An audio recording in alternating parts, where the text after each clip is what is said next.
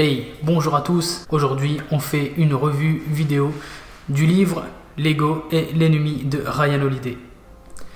Ce qu'on va faire dans cette vidéo, c'est que je vais d'abord vous lire le résumé du livre. Je vais vous parler de l'auteur. Ensuite, je vous dirai ce que j'ai pensé du livre en termes de clarté, savoir s'il est facile à lire ou pas. En termes de valeur, savoir s'il m'a apporté de la valeur ou pas. Ensuite, je vous donnerai 3 mots qui résument ce livre et je vous donnerai une technique concrète à retirer de ce livre. Déjouant les plans de carrière des talents les plus prometteurs, menant des fleurons de l'économie à leur perte, l'ego est l'ennemi principal de vos ambitions. En début de carrière, il entrave l'apprentissage et le développement des talents. Avec le succès, il peut aveugler et semer des problèmes futurs. En cas d'échec, il amplifie chaque coup et rend la récupération plus difficile. À chaque étape, l'ego bloque votre chemin vers le succès et empêche la résilience. En puisant dans les sagesses les plus anciennes qui vous ont toujours mis en garde contre les dangers de l'ego, Ryan Holiday vous aide à l'identifier et à le désamorcer avant qu'il ne vous détruise. Top, le résumé donne envie, n'est-ce pas? Alors c'est qui Ryan Holiday? On va voir ça tout de suite. Expert en communication internationalement reconnu, Ryan Holiday a révolutionné le marketing traditionnel. Directeur de la communication de grandes marques pendant de nombreuses années, il est l'auteur best-seller de L'Obstacle et le Chemin et de plusieurs ouvrages traduits dans plus de 30 langues. Alors, L'ego et l'ennemi est un livre qui se lit plutôt facilement en termes de contenu. Je l'ai lu en 4 sessions de 30 minutes, en gros en 2 heures. Ça se lit assez rapidement. Le livre est découpé en 30 chapitres assez petits, assez fins, et en 3 grandes parties. Donc chaque partie comporte environ 10 chapitres. Et chaque chapitre est assez rapide. L'auteur explique directement un concept lié à l'ego. Il l'illustre avec beaucoup d'exemples et explique donc en quoi l'ego est l'ennemi dans telle ou telle situation. Donc les chapitres s'enchaînent assez rapidement, c'est assez facile à lire. Qu'en est-il de sa valeur? C'est très simple. Pour savoir si un livre m'a apporté de la valeur ou pas, j'estime s'il m'a fait perdre mon temps ou pas en le lisant. Alors ce n'est clairement pas le cas avec L'ego et l'ennemi, je n'ai pas perdu mon temps.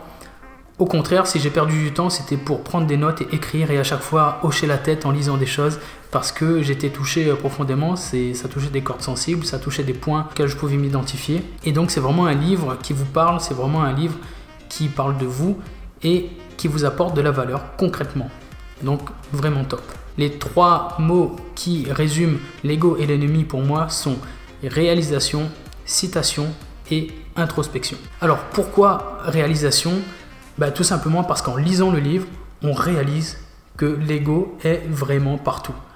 C'est vraiment incroyable. D'ailleurs, le livre est séparé en 3 grandes parties où l'auteur nous explique que l'ego peut apparaître à la fois dans notre phase ambitieuse, quand on souhaite atteindre un objectif. L'ego est toujours avec nous lorsqu'on a atteint cet objectif et qu'on a réussi. Et que surtout, l'ego est là quand on est en phase d'échec. Donc l'ego est vraiment partout et avant de lire ce livre-là, je ne l'avais pas vraiment réalisé. Je n'avais pas identifié que c'était l'ego qui me faisait faire certains comportements. C'était l'ego qui créait certains sentiments en moi dans telle ou telle situation.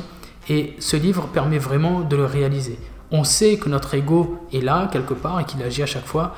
Mais avant de lire le livre, je n'avais pas réalisé à quel point c'était le cas. Le deuxième mot est citation. Tout simplement parce que le livre est bourré de citations.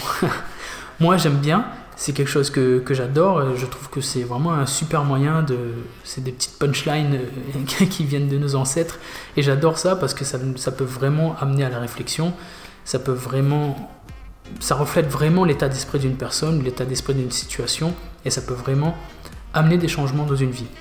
Et là, dans le livre, j'ai beaucoup aimé l'utilisation des citations parce qu'elles sont vraiment pertinentes. Il y en a beaucoup, elles sont pertinentes, donc elles apportent vraiment quelque chose. J'ai vraiment beaucoup aimé. Et j'en ai retenu quelques-unes. Allez, je vais vous en donner 2 pour le plaisir. La première, j'apprends du livre, page 181.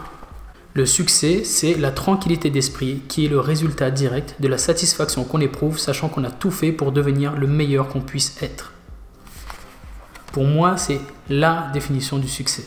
Voilà, c'est ma préférée maintenant, la définition de la réussite. Donc j'ai vraiment adoré cette citation. Il y a une autre citation que j'ai beaucoup aimée qui est de Henry Ford, qui est dans le chapitre qui parle du fait que souvent on parle beaucoup et qu'on n'agit pas assez, et c'est quelque chose dont j'aime bien parler également. Et la citation d'Henry Ford, elle est « On ne bâtit pas une réputation sur ce que l'on va faire ».